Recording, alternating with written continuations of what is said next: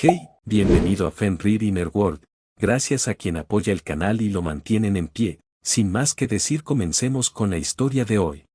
¿Lees siempre la letra pequeña, profesor Moody?, preguntó Harry, asomando la cabeza por la puerta del exore. Sabía que Moody estaba allí, gracias al mapa del merodeador. Sin embargo, no vio a Barty Crouch por ningún lado. Quizás se había escabullido o algo así. ¿Puedo pasar? Sí, Potter. Siéntete como en casa, respondió bruscamente. Harry logró reprimir una risita divertida al oír al profesor tuerto y con pata de palo decir sí, pero eso no impidió que su mente evocara la imagen del intrépido capitán Moody blandiendo un sable y lanzando maldiciones desde la proa de un barco pirata, con un sombrero triangular y un loro mal hablado en el hombro. Sacudió la cabeza para alejar la imagen, recordando su propósito, y entró en la habitación. Bueno, dilo de una vez, Potter, insistió Moody, ya que Harry no había dado una explicación inmediata del motivo de su visita. Soy un hombre ocupado. Averiguar quién te inscribió en ese torneo no es tarea fácil. Lo sé, señor, y gracias, dijo Harry agradecido. Antes de continuar, señor, anoche dijo que estaba sujeto a un contrato mágico vinculante. Esperaba que pudiera explicarme un poco más qué significa exactamente. Ah, supongo que Binks todavía enseña eso solo en las clases de Stasis, comenzó Moody, asintiendo para sí mismo. Bueno, los detalles son bastante complejos, los juramentos y contratos deben ser muy específicos en cuanto a sus términos y qué sucede si se rompen, pero en resumen, dependen de la magia inherente al nombre verdadero de cada ser. ¿Su verdadero nombre, señor?, preguntó Harry. Nunca había oído mencionar algo así. Bueno, normalmente solo importa para contratos, juramentos y rituales bastante esotéricos, aclaró Moody. Los primeros años en Hogwarts se centran más en los fundamentos de la magia, y solo en sexto y séptimo se abordan los temas avanzados. Básicamente, para que un contrato mágico sea vinculante, debe estar ligado al nombre verdadero de un ser. Si una persona escribe o pronuncia su propio nombre tal como se conoce, ese es su nombre verdadero. Es casi imposible que alguien diga o escriba el nombre verdadero de otra persona exactamente como lo haría, o bien se necesita ser un imitador perfecto, mucho mejor que un Baggett, o bien conocer a esa persona tan bien como ella misma. Un cónyuge o un mejor amigo podrían ser capaces de hacerlo, después de varias décadas de compañía constante. Pero si yo no puse mi nombre en el cáliz, y no he tenido una relación tan cercana con nadie durante tanto tiempo, replicó Harry. Claramente, algo raro estaba pasando, fuera lo que fuese, estaba seguro de que no le iba a gustar. Es cierto, pero piénsalo, Potter, dijo Moody, inclinándose hacia adelante. Su rostro demacrado proyectaba sombras inquietantes a la luz parpadeante de las velas. ¿Quién, en algún momento de tu juventud, habría conocido tu nombre sin tu ayuda? ¿Quién podría haberlo escrito, y en ese instante, era absolutamente cierto? Estás hablando de mis padres, exclamó Harry. ¿Quieres decir que alguien robó mi certificado de nacimiento y lo metió en el cáliz? Excelente, Potter, gruñó Moody con aprobación. No es del todo correcto, pero vas por buen camino. No, tu certificado de nacimiento se guarda bajo llave en una bóveda de seguridad en Gringotts precisamente por eso. Quizás no lo sepas, pero muchos magos y brujas durante la última guerra pagaron por adelantado la matrícula de Hogwarts para sus hijos, por si acaso ocurría lo peor. Así, al menos sus hijos tendrían una educación. Cuando lo hicieron, firmaron el nombre de sus hijos en un registro que se guarda aquí en Hogwarts. Eras lo suficientemente joven, de hecho, fue justo después de que firmaran el certificado de nacimiento, allí mismo en la sala de partos, como para que tus padres pudieran escribir tu nombre verdadero. Aunque no sé exactamente quién eres ahora, fuiste tú en algún momento, y aún tenía el poder suficiente para vincularte a las reglas del torneo de los tres magos, sobre todo porque el registro se firmó con tu sangre, y eso no ha cambiado en absoluto. Los padres que firmaron ese registro confiaban en que el director lo protegería. Por desgracia, parece que esa confianza fue mal depositada. Así pues, las condiciones del torneo de los tres magos, ponlo en este lugar, Potter, interrumpió Moody, dándose cuenta de a dónde quería llegar Harry con la pregunta. Si no compites, o si mueres durante la competición, pierdes tu magia a manos del cáliz de fuego. Renunciar a mi magia, eso significa que el cáliz se vuelve más fuerte, ¿verdad?, preguntó Harry, mientras una idea descabellada, absurda, pero una idea al fin y al cabo, comenzaba a germinar en su mente. Mi magia se transferiría literalmente a él. Precisamente, Potter, respondió Moody. De hecho, si fueras de Ravenclaw y creyera que te importaría, te hablaría sin parar de cómo es el único método de transferencia de energía mágica perfectamente eficiente, incluso mejor que cualquier cosa que pudieras idear usando runas y aritmancia. Claro que eso no te ayuda en tu situación actual. En cuanto al torneo, te sugiero que compitas. No deberías tener problemas, siempre y cuando mantengas vigilancia constante, concluyó Harry, esbozando una sonrisa forzada. Moody rió, le dio una palmada en el hombro y le deseó buenas noches. Harry se marchó sumido en sus pensamientos. Harry no regresó a los dormitorios de Gryffindor hasta muy tarde esa noche, tras haber pasado horas consultando la sección de Derecho Mágico de la biblioteca, oculto bajo su capa de invisibilidad. Se llevó a escondidas varios ejemplares del diario El Profeta de la posguerra, junto con más de una docena de textos legales, por supuesto, según lo que había aprendido de Moody. No firmó en el registro de préstamos y regresó a su dormitorio, donde guardó los libros debajo de la cama. Al día siguiente, el trabajo comenzaría en serio. Dragones, susurró Harry, paralizado por la conmoción y el miedo. Necesitaría una enorme cantidad de poder. Esa noche, más de una docena de magos experimentados habían logrado noquear al Colacuerno con hechizos aturdidores, y rápido. Esto significaba adelantar el tiempo si quería tener suficiente para practicar. Aún así, probablemente sería una batalla reñida. Tendría que poner en marcha su plan de inmediato. Moody le había sugerido que encontrara la manera de conseguir lo que necesitaba, insinuando de forma poco sutil la saeta de fuego de Harry. Harry, que no estaba lo suficientemente loco como para intentar escapar de un dragón en una escove, decidió tomar un camino más directo. Simplemente se volvería lo suficientemente poderoso como para que el dragón dejara de ser una amenaza. Esa noche, Harry observó cómo más de 2 docenas de búhos salían volando del aviario. Por suerte, eran nocturnos y estaban encantados de tener algo que hacer a esas horas de la noche. Si todo salía según lo previsto, la mayoría de los paquetes del tamaño de una cartera llegarían a su destino unas horas después del amanecer, justo cuando sus destinatarios estuvieran desayunando. Lucius Malfoy no era ningún tonto. Cuando la lechuza le presentó una nota impresa solicitando su firma para confirmar la recepción del paquete, lanzó todos los hechizos de detección que conocía, algunos de los cuales había aprendido del mismísimo Señor Oscuro. Finalmente, convencido de que ni el paquete ni la nota le causarían ninguna maldición, firmó con un elegante gesto en la línea punteada y le devolvió la nota a la lechuza, que la sujetó con delicadeza entre sus garras. La lechuza ululó, asintió respetuosamente con la cabeza y volvió a alzar el vuelo. Cuando el búho alzó el vuelo, Lucio volvió al paquete, desenvolvió el papel y abrió la pequeña caja de cartón con delicadeza, por si acaso sus encantos no hubieran detectado nada, y frunció el ceño con irritación al ver que estaba vacía. ¡Qué idiotas se habían molestado en incluir un recibo! Pero se les olvidó meter nada en la caja. Molesto, se levantó y salió de la habitación. Al fin y al cabo, era un hombre ocupado. Los elfos podían deshacerse de la basura. Harry sonrió al recibir otro recibo e ignoró las miradas extrañas que le dirigían los demás en la mesa del almuerzo. Eso completaba la colección, incluso Lucius Malfoy había firmado. Harry había usado números antiguos del diario El Profeta para recopilar una lista de brujas y magos que habían escapado de la justicia por sus acciones en la guerra alegando estar bajo la maldición Imperius, es decir, sobornando para salir del apuro. Había enviado paquetes vacíos a todos en la lista, excepto a los que ya estaban encarcelados en Azkaban. Según Sirius, los prisioneros no podían recibir correo. A Harry le habría encantado incluir a Peter Pettigrew, pero aún necesitaba a Pettigrew para exonerar a Sirius, y no quería asustar a la rata enviándole correo. Snap.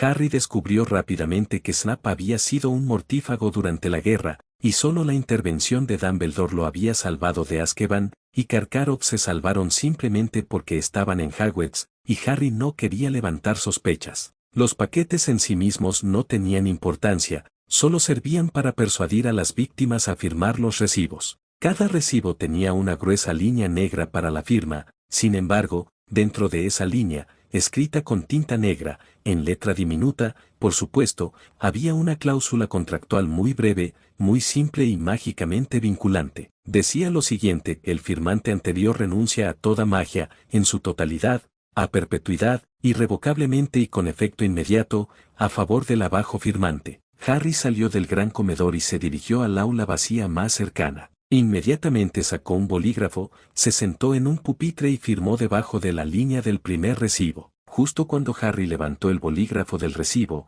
jadeó al sentir una repentina huida de energía. Harry se dejó llevar por la ola de poder y se sentó con los ojos cerrados, disfrutando de la sensación. Se sentía tan poderoso. Aún con un cosquilleo casi 30 segundos después, Harry procedió a firmar el resto de los recibos. Avery, los Quero, Crabbe, Given, Goyle, Grabeck.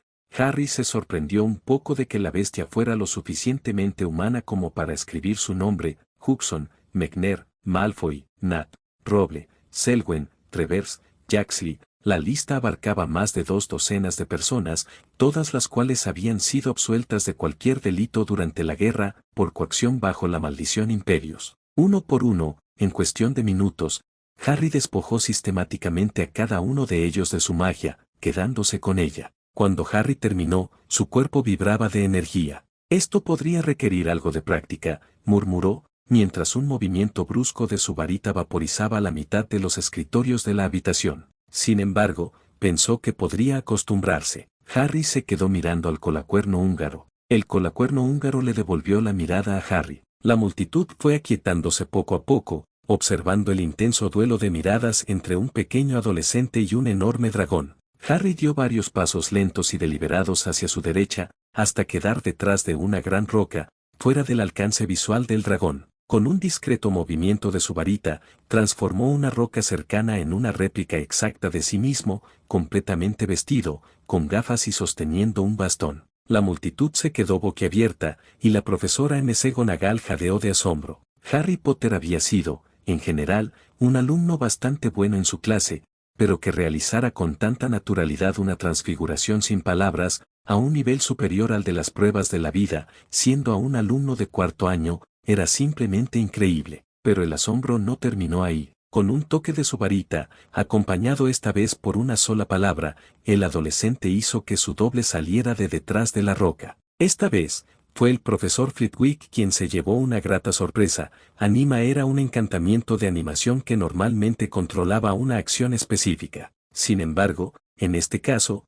un chico de 14 años estaba usando un solo anima para controlar a la perfección la totalidad de lo que parecía ser un modelo articulado de un cuerpo humano, un hechizo de 3er año, utilizado para crear un efecto de nivel superior al de las pruebas de habilidades de la vida. Desde la perspectiva del dragón, parecería que Harry simplemente hubiera salido de su escondite, moviéndose a la misma velocidad. De hecho, incluso parecía que no había disminuido su ritmo. Mientras el falso Harry giraba lentamente hacia la derecha, Harry alzó su varita una vez más y golpeó la punta contra la parte superior de su cabeza. Al instante, desapareció por completo de la vista, sin dejar rastro alguno, ni siquiera las ondas en el aire típicas de un encantamiento de desilusión débil que delataran su presencia. Unos cuantos movimientos más de su varita, y quedó silenciado y sin olor. El encantamiento ambientador era bastante sencillo, al igual que el encantamiento silenciador, pero el encantamiento de desilusión era endiabladamente difícil de realizar,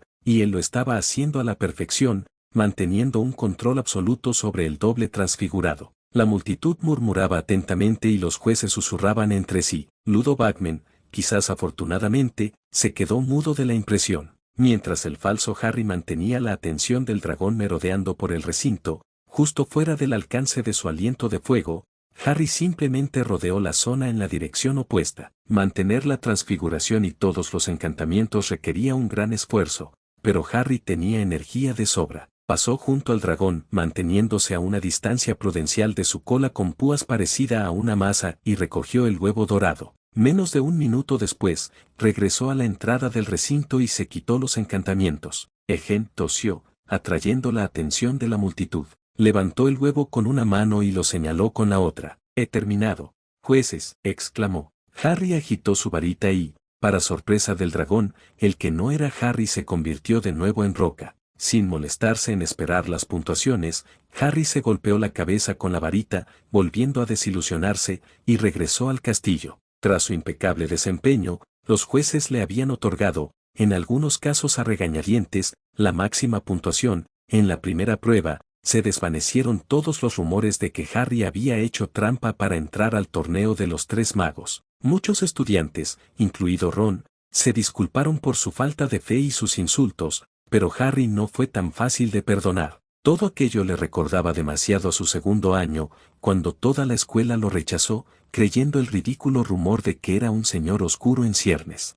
Harry adoptó una actitud fría y cordial hacia quienes más lo habían criticado, y mostró una especial frialdad hacia Ron. Después de todo, se suponía que Ron era su mejor amigo, por lo que su traición era más dolorosa y menos perdonable. En general, la vida de Harry mejoró notablemente, sus notas en clase se dispararon, ya que ahora podía lanzar prácticamente cualquier hechizo con facilidad. Siempre había sido uno de los alumnos más poderosos de su curso, pero al sumarle el poder de más de 2 docenas de magos adultos, estaba en otra liga completamente distinta. La gente lo molestaba mucho menos, salvo Malfoy, que seguía necesitando algún que otro maleficio o hechizo, y el Daily Prophet dejó de difamarlo. De hecho, la única molestia era, sorprendentemente, su otro mejor amigo. Hermione Granger no era tonta, y llevaba el tiempo suficiente con Harry como para saber que no se limitaba a ocultar su verdadero potencial, como era la teoría predominante.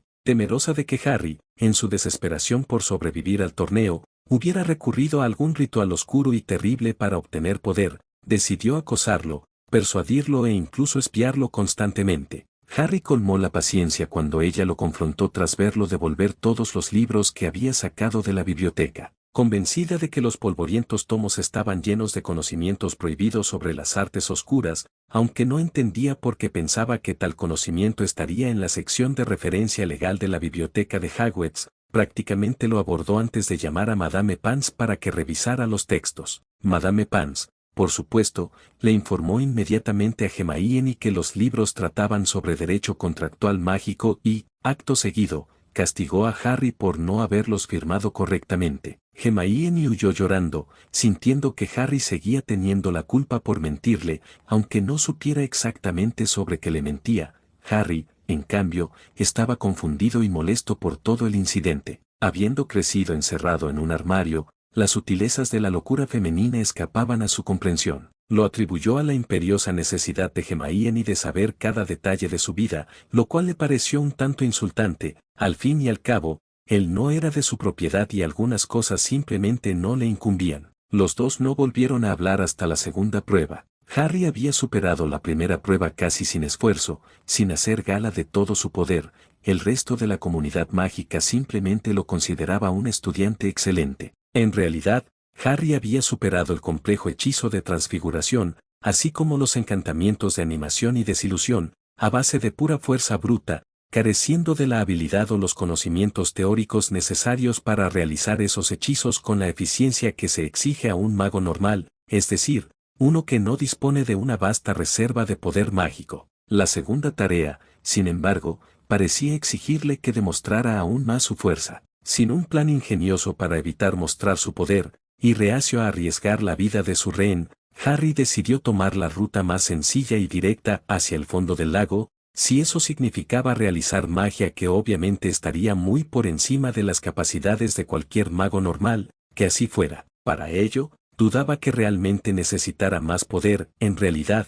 a estas alturas, era improbable que pudiera emprender cualquier tarea y quedarse sin energía mágica, pero había ideado una estafa realmente excelente, más que digna de los merodeadores, y eso prácticamente significaba que tenía que intentarlo, ¿verdad? En su frenética y repentina incursión por la biblioteca de Hogwarts, justo después de hablar con Moody sobre los contratos, Harry había notado vagamente información relacionada indirectamente con el tema en cuestión. En ese momento, había desaprovechado la oportunidad de investigar más a fondo, prefiriendo, y con razón, centrarse en sus preocupaciones más inmediatas. Ahora que el torneo estaba prácticamente ganado, a riesgo de confiarse demasiado en su poder, Harry empezaba a pensar seriamente que la única forma de perder sería intentándolo. Disponía del tiempo libre necesario para satisfacer su curiosidad. Lo que encontró lo dejó prácticamente eufórico de anticipación. Resulta que la Gran Bretaña mágica tenía varios métodos ingeniosos para conseguir que la gente firmara o dijera sus nombres verdaderos.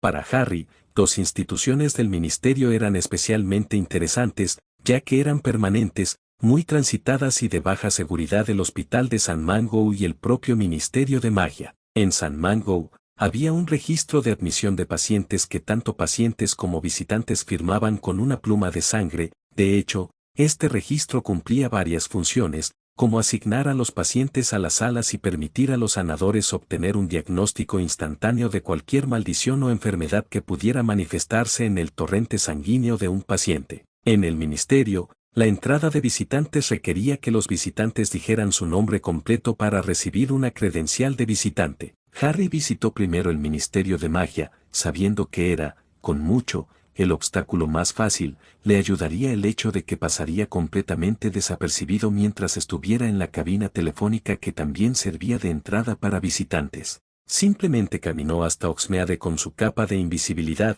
usó la Red Flu, bajo un poderoso encantamiento de invisibilidad, desde las 3 Scoobies hasta el caldero chorreante, y caminó por el callejón Diagon hasta el Ministerio de Magia. Como no sabía cómo llegar a la entrada de visitantes desde fuera del complejo del ministerio, simplemente se dirigió al mapa más cercano, que mostraba una útil estrella que indicaba, «Estás aquí», junto con una breve descripción de las diferentes zonas de interés, incluyendo la ubicación de la entrada de visitantes en Londres. Apenas unos minutos después, Harry estaba en la cabina telefónica. No se molestó en marcar la contraseña, al fin y al cabo, no necesitaba volver al ministerio, y pegó un disco muy especial, hecho de aleación de tungsteno y acero, elegido por su durabilidad.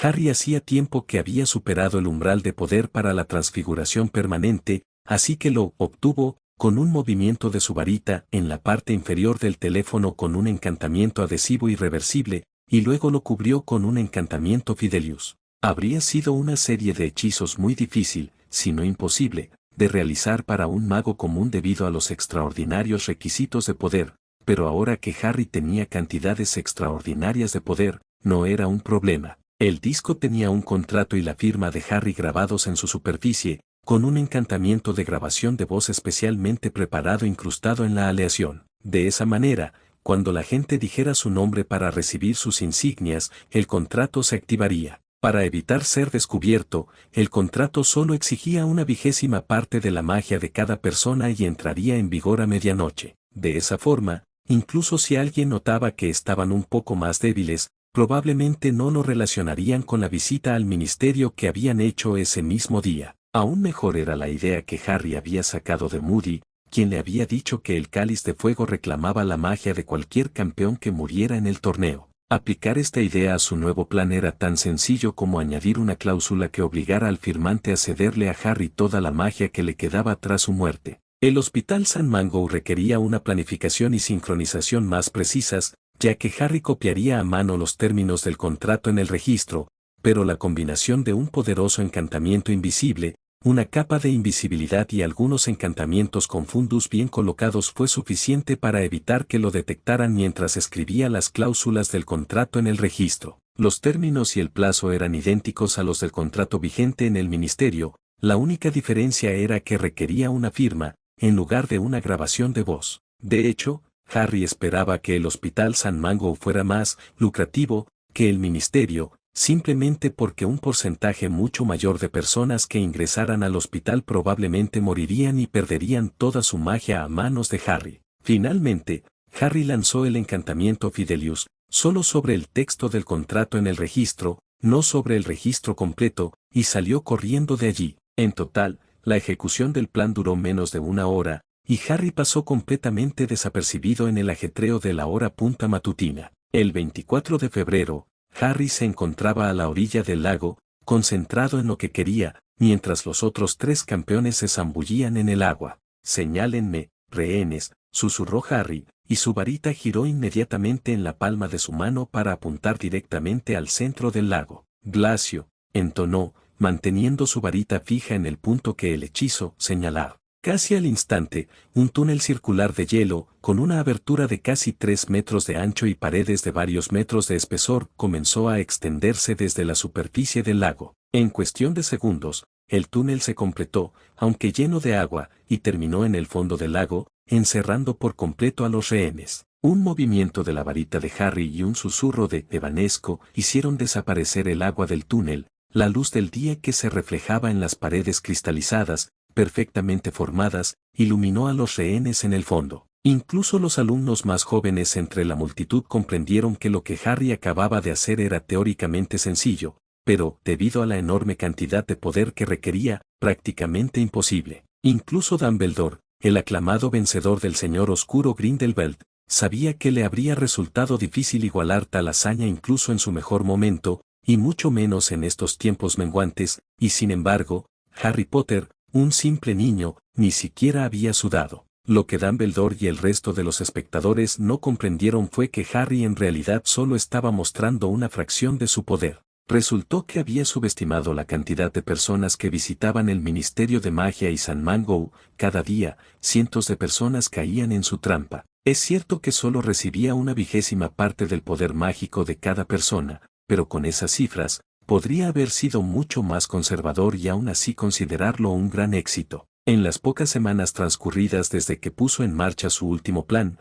Harry había robado, o, como él prefería llamarlo, cosechado, enormes cantidades de energía mágica, y no mostraba signos de detenerse, aunque sabía que, dado que cada trampa solo afectaría a cada persona una vez, las cosas acabarían estabilizándose, teniendo en cuenta la escasa población de la Gran Bretaña mágica. En resumen, Harry ya no era simplemente un mago adolescente por encima de la media. No es que le importara, de todos modos, intentar ser normal nunca le había funcionado. Harry, ajeno a la sorpresa de la multitud, o, mejor dicho, completamente indiferente a ella, transformó una roca cercana en un gran trineo y se lanzó por el túnel. Siempre aficionado a volar a toda velocidad en SKV, Harry disfrutó bastante del corto trayecto, que le recordó a los vagones de la montaña rusa de Gringotts, que solo tenían una velocidad. Un rápido impulso de frenado impidió que el trineo de Harry chocara contra los rehenes, que estaban atados a una gran estatua de una sirena de piedra. «Harry», preguntó Cho adormilada.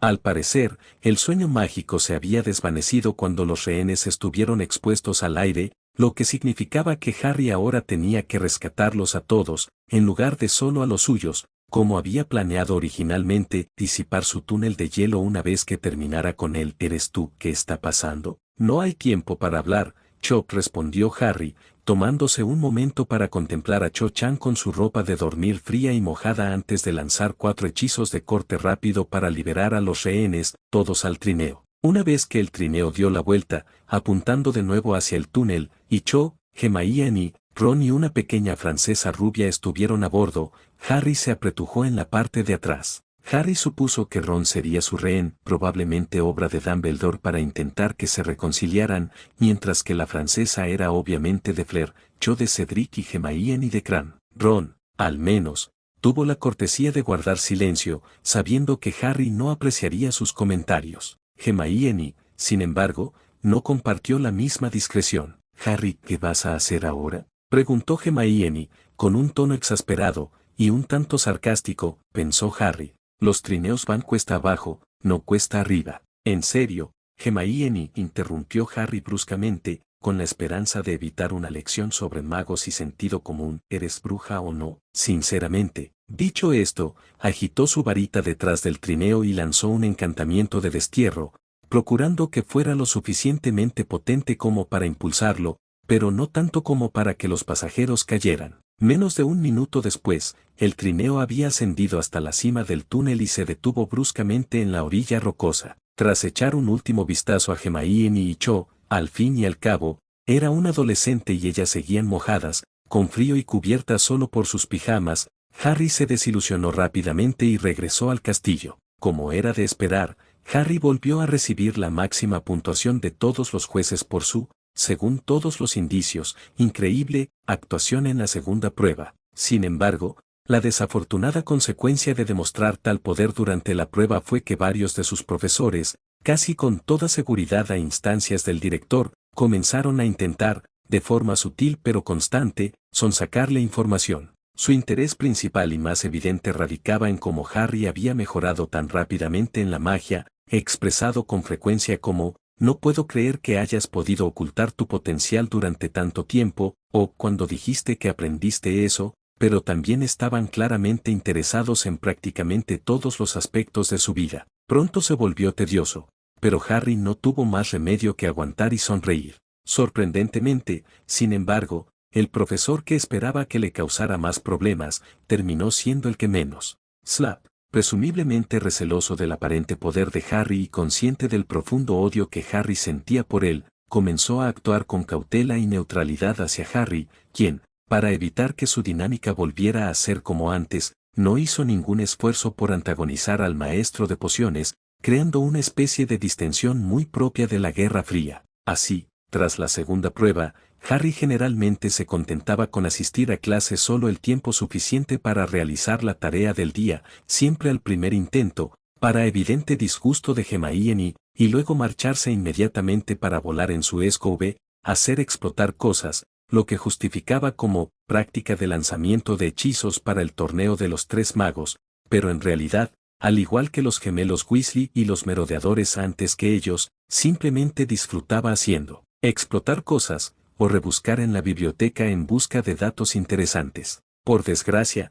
estas agradables distracciones no bastaban para evitar una creciente sensación de estancamiento. Los ingresos mágicos de Harry, procedentes del ministerio y de San Mango, se habían estabilizado y reducido a un goteo constante a mediados de marzo. No se le ocurría ninguna idea nueva para aumentar la producción, y pensó que, llegado ese punto, no merecía la pena seguir tendiendo trampas en edificios individuales. Necesitaba algo grande. Una noche, durante la cena, la respuesta le cayó como un jarro de agua fría. Mientras Harry hurgaba en su tarta de melaza, que normalmente era su postre favorito, pero esa noche no le apetecía, Nick casi decapitado flotó a través de una pequeña Elamne de primer año, haciéndola gritar de sorpresa y derramar su zumo de calabaza sobre su amiga. Harry recordó al instante una cifra que había oído ese verano en las noticias de la televisión. Desde su pequeña habitación en el piso de arriba la población mundial pronto alcanzaría un hito importante: 6.000 millones de personas.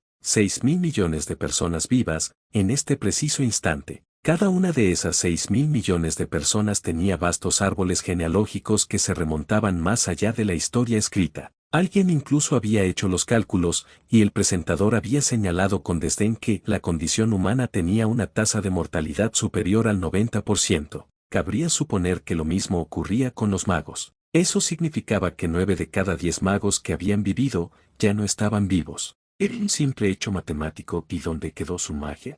Harry aún no lo sabía, pero lo averiguaría, y cuando lo hiciera, sería un dios. Como era de esperar, la búsqueda de la divinidad de Harry, que, hay que admitirlo, recordaba a la de Voldemort, no empezó muy bien. Pasó semana tras semana recorriendo la biblioteca de Hogwarts a toda velocidad, pero su búsqueda se topaba con un callejón sin salida tras otro, tanto literal como figuradamente. Básicamente, no había nada más allá de meras especulaciones sobre qué ocurría con la magia de una persona después de morir, suponiendo que nadie como Harry se la hubiera arrebatado. ¿Acaso simplemente flotaba por ahí, se reabsorbía en algún vasto manantial primordial, se fusionaba con la fuerza? Frustrado, Harry recordó su plan anterior, que consistía en reasignar a Harry la totalidad de la magia de cada objetivo tras su muerte. Ese método funcionaba, porque cada objetivo había comprometido su magia en vida, y era capaz de hacerlo. Pero si ya habían muerto, ¿cómo podría conseguir que una entidad le cediera su magia? Necesitaba alguna forma de contactar con los muertos y obtener su juramento de renunciar a toda su magia, pero ¿por dónde empezar? La respuesta a esa pregunta, al menos, era sencilla. Harry no tenía que buscar más allá de las entidades que le habían inspirado la idea, los fantasmas. Por suerte, Hogwarts estaba repleto de ellos. ¿Caramelos de limón?, preguntó el director amablemente, señalando el cuenco de caramelos amarillo pálido que reposaba sobre su enorme escritorio. Están buenísimos. De hecho, puede que esta sea la mejor tanda hasta ahora. Estoy bien, gracias, respondió Harry rápidamente, recordando la última vez que había aceptado la oferta de Dumbledore de caramelos de limón. Habían sido tan empalagosos que prácticamente podía sentir cómo se le pudrían los dientes incluso antes de salir del despacho. Como quieras, dijo Dumbledore encogiéndose de hombros, y siguió comiendo los caramelos. Tras varios minutos, durante los cuales el director consumió ruidosamente la mitad del tazón de caramelos, metiéndose puñado tras puñado de caramelos de limón en la boca mientras guiñaba los ojos y sonreía con benevolencia a Harry como una especie de patriarca bondadoso, Harry finalmente rompió el silencio. «Profesor, ¿hay algún motivo en particular por el que me haya llamado?», preguntó Harry con énfasis. Es que la tercera prueba es mañana y me gustaría descansar lo suficiente. Dumbledore masticó otro puñado de caramelos, se lamió las yemas de los dedos y guardó silencio un instante antes de hablar, con los ojos brillando aún más que antes. Bueno, muchacho, comenzó Dumbledore, ignorando el leve entrecerrar de ojos de Harry ante la condescendencia. Esa es una de las cosas que quería comentar contigo. ¿Y los demás, señor?, preguntó Harry. Todo a su debido tiempo, muchacho, dijo Dumbledore amablemente. Otro largo momento transcurrió en silencio antes de que Harry, ya cansado de todo esto, Dumbledore, volviera a hablar, con un tono de irritación. Bueno, como ya le dije, profesor, mañana tengo la tercera tarea, espetó Harry. Así que le agradecería que fuera directo al grano, señor. Los ojos de Dumbledore, aunque aún brillaban levemente, se oscurecieron, y el anciano director pareció volverse más alto,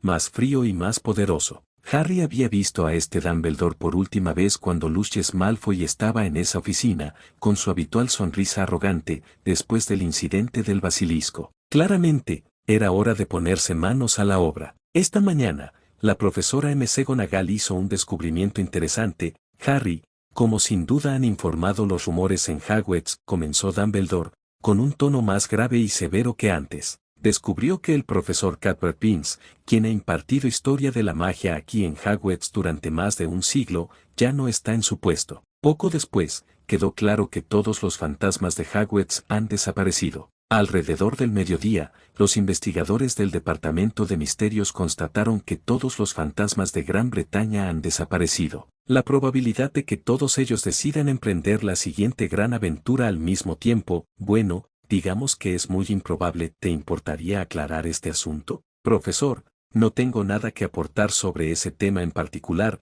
dijo Harry con ligereza, sosteniendo la penetrante mirada zafiro del director con la suya. Era sencillo satisfacer las preguntas de legilimancia del director con recuerdos falsificados de su propia sorpresa al escuchar por primera vez los rumores de la desaparición de los fantasmas. La oclumancia le resultaba fácil a Harry, ahora que podía invertir más poder en mantener la ilusión de un recuerdo que cualquier legilimancia invasora en intentar discernir la verdad. Podría haber mantenido al director completamente alejado, pero eso lo habría delatado como oclumante, y nunca más tendría esperanza de pasar desapercibido para Dumbledore, lo que podría hacer que los próximos 3 años fueran un tanto incómodos, por decirlo menos. Sin embargo, Dumbledore no se limitó a investigar la legilimencia de Harry sobre el tema de los fantasmas. Prácticamente hurgó en la mente de Harry, buscando cualquier pista sobre cómo había adquirido tanta destreza mágica tan rápidamente. Reprimiendo con ahínco su rabia ante la intrusión, Harry simplemente siguió mostrando el recuerdo del momento en que su nombre salió del cáliz de fuego, añadiendo una falsa sensación de ardor por todo el cuerpo. La esperanza de Harry era que Dumbledore concluyera que el cáliz había fallado al ser obligado a aceptarlo como campeón, infundiéndole de alguna manera parte del poder mágico que había adquirido de campeones muertos y renegados a lo largo de los siglos. Casualmente, Harry ya había investigado la posibilidad de extraer ese poder latente, pero pronto descubrió que no habría manera, salvo destruyendo la copa por completo. Estaba en su lista de tareas pendientes, por supuesto, pero tendría que esperar hasta que la copa volviera a guardarse después del torneo. Tras un largo silencio, Dumbledore pareció satisfecho y desapareció de la mente de Harry. Abandonó rápidamente su intento poco sutil de intimidación y recuperó su habitual expresión de buen abuelo. Muy bien, muchacho, dijo el director con un suspiro, como si Harry lo hubiera decepcionado al no tener nada útil que contar o confesar. Harry comprendió entonces que se trataba de una manipulación similar a la que lo había puesto en peligro en el pasado, y no se inmutó. Como bien sabes, si alguna vez quieres contarme algo, aquí estoy. Buenas noches, Harry. Gracias, señor, dijo Harry, poniéndose de pie para marcharse. Al llegar a la puerta, se giró y se dirigió de nuevo a Dumbledore. Señor, mencionó que también quería hablar sobre la tercera prueba. Dumbledore estaba visiblemente sorprendido y tardó un momento en reaccionar. Claramente, en su afán por tejer su red, había olvidado cómo había despachado a Harry antes. Solo quería desearte buena suerte, muchacho. Tras escapar, Harry bajó las escaleras y regresó a su dormitorio, rumiando su enfado con el director. Por suerte, estaba lo suficientemente cansado como para conciliar el sueño rápidamente. Al fin y al cabo, absorber la magia de los espíritus de los muertos había sido un trabajo arduo. El silbato de Ludo Bagman sonó, y Harry avanzó sin mostrar el menor signo de temor. La multitud lo observaba, esperando el próximo gran espectáculo de Harry. Sin embargo, Harry estaba harto de la atención, tanto positiva como negativa, que el torneo de los tres magos había atraído hacia él. Cuánta gente había hecho un escándalo por ello. Decidió que la mejor manera de demostrar lo poco que le interesaba todo aquello era hacer que la tarea pareciera lo más trivial posible. Con ese fin,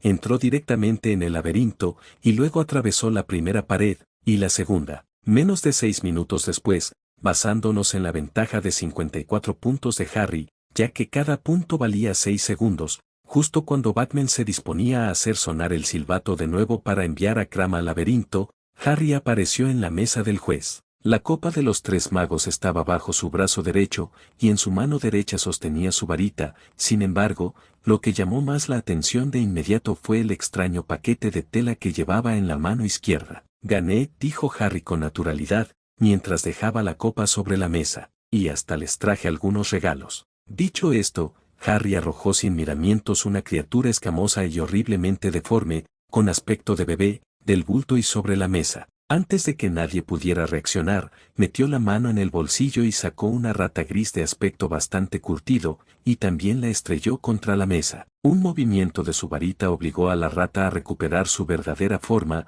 aunque aún inconsciente. Les presento a Peter Pettigrew, dijo Harry con expresión impasible, mientras los jueces retrocedían ante el hombre válido y calvo que había aparecido de repente prácticamente encima de ellos. Fíjense que está muy vivo. Observen la marca tenebrosa tatuada en su brazo izquierdo. El silencio expectante de la multitud se convirtió en un silencio de asombro. Pero esperen, exclamó Harry alegremente, hay más. Este pequeño y espeluznante bebé es en realidad el homúnculo de Lord Voldemort. Además, sigue vivo, más o menos. Aunque no le queda mucho tiempo, porque lo he destrozado. El silencio se hizo más profundo, y varios de los espectadores más exaltados, entre ellos Mally Weasley, se desmayaron. Dumbledore abría y cerraba la boca una y otra vez, pero no emitía ningún sonido. «Ah, ¿y ministro?», preguntó Harry a Fudge, que aún balbuceaba incrédulo, mientras volvía a caminar hacia la escuela. «Me quedo con los 1000 galeones. Usted puede quedarse con la gloria eterna,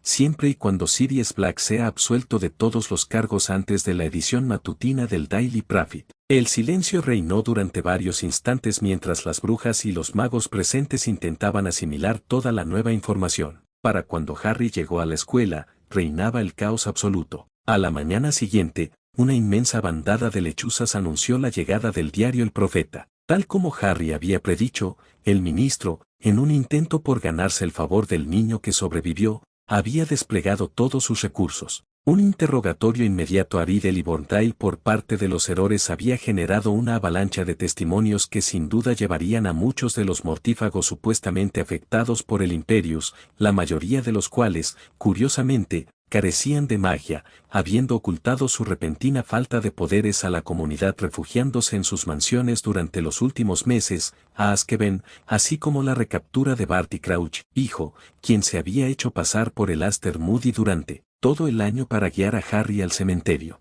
Tom, Lord Voldemort, Riddle, también sin magia, aunque el periódico atribuyó erróneamente esa peculiaridad al hecho de que habitaba en forma de homúnculo, por supuesto, fue ejecutado sumariamente con el beso del Demente, seguido de la incineración de su homúnculo. No es que importara mucho, ya que el homúnculo se estaba desintegrando rápidamente de todos modos, puesto que ya no contaba con la magia de Riddle que lo mantenía unido. El golpe de gracia de Fudge, por supuesto, fue atribuirse el mérito de revertir una injusticia histórica, exonerando a Sirius Black de todos los cargos y echando la culpa directamente a su predecesora, Millicent Bucknell, fallecida hacía mucho tiempo, y al más recientemente fallecido Barty Crouch, padre. Las intrigas políticas le importaban poco a Harry. Estaba prácticamente por encima de la política, con el poder suficiente para mantenerse intocable y neutral, hasta que, inevitablemente, alguien lo olvidara e intentara involucrarlo, y entonces tendría que recordarle a la comunidad mágica británica que lo dejara en paz. Por ahora, sin embargo, Harry simplemente se sentía satisfecho de que Sirius fuera libre y de que, al parecer, se hubiera reivindicado ante los ojos de Hogwarts, que, a pesar de la hostilidad que le había mostrado el año anterior, seguía considerando su primer hogar verdadero. como era de esperar, hubo quienes no quedaron satisfechos. El primero de ellos, por supuesto, fue Albus Dumbledore, quien citó a Harry a su despacho después del almuerzo esa tarde. Harry, que lo había previsto desde lejos, había escondido en su bolsillo un poderoso traslador, capaz de atravesar cualquier barrera que Dumbledore pudiera erigir y programado para activarse en el instante en que Harry perdiera el conocimiento, por si acaso Dumbledore intentaba algo turbio para obligarlo a contarle los detalles de lo sucedido en el laberinto y el cementerio, o peor aún, intentaba forzarlo a regresar a Privet Drive para las vacaciones. Sin embargo, su precaución resultó en gran medida injustificada. Dumbledore, al percibir que el equilibrio de poder, tanto político como mágico, en la Gran Bretaña mágica se inclinaba claramente a favor de Harry, simplemente felicitó al adolescente por su victoria sobre Riddle y le preguntó qué pensaba hacer a continuación. Bueno, oficialmente todavía me quedan 3 años de escuela, dijo Harry encogiéndose de hombros. Aunque Hogwarts no se ha portado muy bien conmigo este último año, estaba pensando en presentarme a los exámenes TIMO este verano en el ministerio. Si me van bien, quizás también intente presentarme a los Stasis. ¿Y después de eso?, insistió Dumbledore, inclinándose ligeramente hacia adelante. Por un lado, ya no necesitaba preparar a Harry para derrotar a Riddle. Por otro, quería vigilarlo de cerca, por si acaso empezaba a desviarse del buen camino. Además, si Harry daba alguna entrevista en la que mencionara su deseo de abandonar Hogwarts debido al maltrato recibido por parte de los alumnos y el personal, sería una mancha enorme en la reputación de Dumbledore. Harry se encogió de hombros de nuevo. Bueno, por lo que entiendo, soy bastante rico, al igual que mi padrino. Supongo que haré lo que sea e iré a donde Sirius crea que es mejor para mí. Personalmente, tengo puestas mis esperanzas en unas vacaciones en la Riviera Francesa. He oído que allí las mujeres toman el sol en topless. Exteriormente, Dumbledore soltó una risita afable, como un mentor anciano que complace las fantasías de la juventud, mientras que interiormente maldijo con vehemencia. Claramente, Harry no tenía ningún interés en compartir sus verdaderos planes. Peor aún, si Harry realmente dejaba su futuro inmediato en manos de Sirius Black, una posibilidad muy real, dada la necesidad del huérfano de guía y aprobación paterna, no había absolutamente ninguna manera de predecir lo que podría suceder. La pareja podría acostarse con la mitad de las brujas de Francia con la misma facilidad con la que podrían, con la locura, y la riqueza, de Black al mando del poder, y la riqueza, de Potter, derrocar al gobierno de la Gran Bretaña mágica. Simplemente no había forma de saberlo. Bueno, profesor, dijo Harry con una sonrisa inocente, aunque casi podía oler la frustración de Dumbledore, y ambos magos lo sabían. Creo que es hora de irme. Como sabe, me eximieron de los exámenes finales, así que me voy del colegio antes de tiempo este año. Pero no se preocupe, ya se lo he comunicado a mi jefe de casa y he firmado todos los formularios necesarios. Dicho esto, Harry se puso de pie, se giró y abrió la puerta del despacho de Dumbledore, que éste había sellado subrepticiamente con sus encantamientos más poderosos en cuanto Harry entró. La puerta se cerró tras Harry justo cuando Dumbledore llegó a ella, esperaba alcanzarlo y preguntarle una vez más cuáles eran sus verdaderos planes. Sin embargo, al abrir la puerta de golpe, no vio rastro de Harry Potter. ¿Qué te parece, Harry?, preguntó Sirius con una sonrisa. Si estuviera transformado en animago, estaría moviendo la cola y babeando al mismo tiempo. Había sido sorprendentemente fácil organizar todo esto, llegar a la Riviera Francesa era una cosa, pero habría pensado que los de Lecor habrían puesto algo de resistencia. Harry logró cerrar la boca con un chasquido audible, pero aún así fue incapaz de apartar la vista de la gloriosa visión que se desplegaba ante sus ojos. Y Harry, ¿te acuerdas de Fleur, verdad? Salúdala. Harry Potter era un mago poderoso, pero había ciertas formas de poder que siempre lo dominarían, y de repente, lo aceptó sin ningún problema.